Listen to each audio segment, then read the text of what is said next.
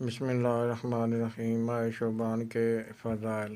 شعبان اسلامی سال کا 8واں مہینہ ہے جو اپنی رحمتوں، برکتوں اور سعادتوں کے اعتبار سے ماہ رمضان کے لیے پیش خیمہ کی حیثیت رکھتا ہے۔ اس مہینے میں رمضان المبارک کا استقبال، اس کے سایہ فکن ہونے سے قبل ہی اس کی مکمل تیاری اور مختلف ضروری امور سے یکسوئی کا بھرپور موقع ملتا ہے۔ یہ وہ قابل قدر مہینہ ہے جس کی نسبت نبی پاک صلی اللہ علیہ وآلہ وسلم نے اپنی طرف فرمائی اور فرمایا کہ رمضان جو ہے یہ میری امت کا مہینہ ہے، شعبان میرا مہینہ ہے، اور رجب جو ہے وہ اللہ تبارک و تعالیٰ کا مہینہ ہے، اور اس میں خیر و برکت کی دعا فرمائی۔ نیز اس ماہ کو اعمال کی پیشی کا مہینہ قرار دیا، یعنی یہ وہ مہینہ ہے جب انسان کے اعمال اللہ تبارک و تعالیٰ کے حضور پیش ہوتے ہیں۔ اور نبی پاک صلی اللہ علیہ وآلہ وسلم آپ اکثر روزہ رکھتے تھے اس مہینے میں۔ تو حضرت عائشہ صدیقہ رضی اللہ تعالیٰ عنہ آپ نے پوچھا تو ہم نے فرمایا کہ یہ وہ مہینہ ہے جس مہینے میں انسان کے اعمال اللہ تبارک و تعالیٰ کے حضور پیش ہوتے ہیں۔ تو میں چاہتا ہوں کہ جب میرے اعمال اللہ تبارک و تعالیٰ کے حضور پیش ہوں تو میں روزے سے ہوں۔ شعبان تشعب سے ماخوذ ہے، اور تشعب کے معنی ہے تفرق، پھیلنے اور عام ہونے کے ہیں۔ چونکہ اس ماہ میں خیر کثیر پھیل جاتا ہے اس لیے اس کو شعبان کہا جاتا ہے۔ جیسے کہ ایک اور معنی یہ بھی ہے کہ اہل عرب حرمت والے مہینے یعنی رجب المرجب کے بعد لوٹ مار کے لیے منتشر ہو جاتے تھے۔ اس مناسبت سے اس مہینے کو شعبان کہتے ہیں۔ اس مہینے میں آپ صلی اللہ علیہ وآلہ وسلم کی دیرینہ تمنا پوری ہوئی۔ تعویل قبلہ یعنی کعبہ شریف کو قبلہ اسی مہینے میں بنایا گیا۔ اسی مہینے میں تاریخ الاسلام کا عظیم غزوہ بنو مستلق پیش آیا۔ اسی مہینے میں نبی پاک صلی اللہ علیہ وآلہ وسلم نے حضرت حفصہ اور حضرت جویریہ سے نکاح فرمایا۔ تیمم سے متعلق احکامات کا نزول اسی مہینے میں ہوا۔ اسی مہینے میں حضرت امام حسین علیہ الصلاۃ والتسلیم، حضرت زین العابدین، حضرت ابو الفضل فضل ابن عباس کی ولادت ہوئی، اور صحابہ و تابعین میں سے حضرت مغیرہ، حضرت انس، حضرت عرباض اور حضرت امام ابو حنیفہ کی وفات ہوئی۔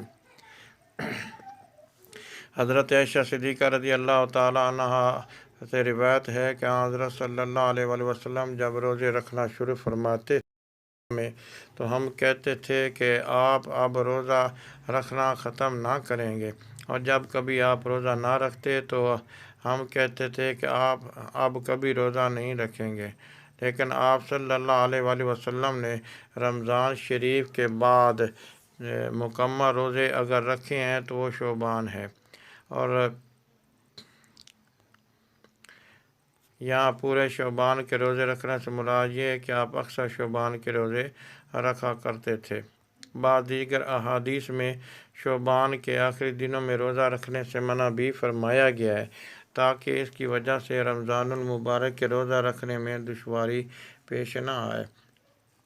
حضرت عائشہ صدیقہ رضی اللہ تعالیٰ عنہ کی روایت میں ہے کہ پورے سال میں مرنے والوں کی فہرست اس مہینے میں ملک الموت کے حوالے کی جاتی ہے، یعنی یہ وہ مہینہ ہے جب اللہ تبارک و تعالیٰ جو مرنے والے ہیں ان کی فہرست حضرت ملک الموت کو عنایت فرماتے ہیں۔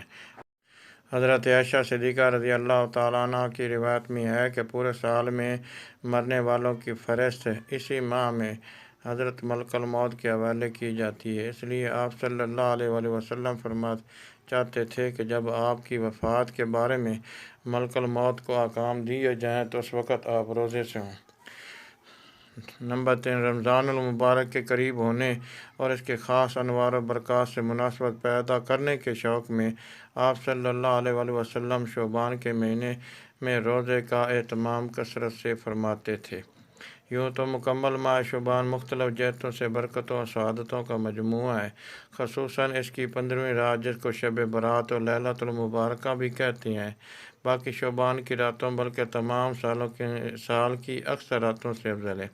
ایک اور روایت میں ہے کہ حضرت عائشہ صدیقہ رضی اللہ تعالیٰ عنہ فرماتی ہیں کہ آپ صلی اللہ علیہ وآلہ وسلم نے فرمایا، عائشہ صدیقہ رضی اللہ تعالیٰ عنہ، کیا تمہیں معلوم ہے کہ اس رات یعنی شعبان کی 15ویں رات میں کیا ہوتا ہے؟ تو حضرت عائشہ صدیقہ رضی اللہ تعالیٰ عنہ نے عرض کیا کہ یا رسول اللہ صلی اللہ علیہ وآلہ وسلم، اس میں کیا ہوتا ہے؟ تو آپ صلی اللہ علیہ وآلہ وسلم نے ارشاد فرمایا کہ اس سال جتنے انسان پیدا ہونے والے ہوتے ہیں وہ اس رات میں لکھ دیے جاتے ہیں، اور جتنے لوگ اس سال میں مرنے والے ہوتے ہیں وہ بھی اس رات میں لکھ دیے جاتے ہیں۔ اس رات بنی آدم کے اعمال اٹھائے جاتے ہیں اور اسی رات میں لوگوں کی مقررہ روزی اترتی ہے۔ اللہ کے رسول صلی اللہ علیہ وآلہ وسلم شعبان کے مہینے میں صحابہ اکرام کو اکٹھا کرتے اور خطبہ دیتے، جس میں انہیں رمضان کے فضائل و مسائل بیان کرتے۔